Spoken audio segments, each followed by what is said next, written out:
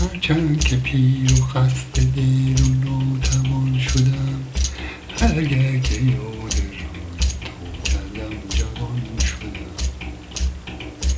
هرگه که یاد روی تو کردم جوان شدم. شکر خدا که هرچه طلب کردم از خدا، بر منتهای همت خود کامران شدم. ای گلبن جوان، ای گلبن جوان، بر دولت بخور که من در سایه تو بلبل باغ جان شدم. اول ز تحت و فوق وجودم خبر نبود، در مکتب غم تو چون نکته‌دان شدم. قسمت حوالتم به خرابات میکنم، قسمت حوالتم به خرابات میکند.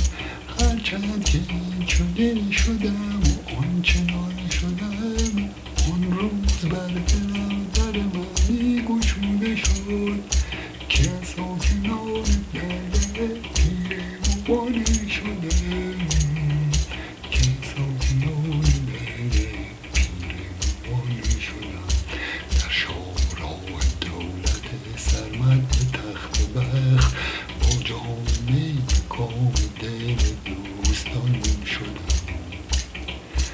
از آن زمان که فتنه چشمت به من رسید، ایمن ز شر فتنه آخر زمان شدم. ایمن ز شر فتنه آخر زمان شدم.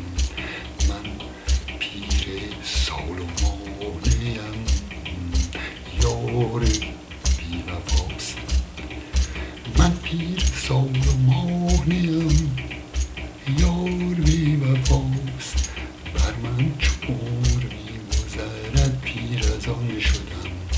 دوشم نوید داد عنایت که حافظا بازا که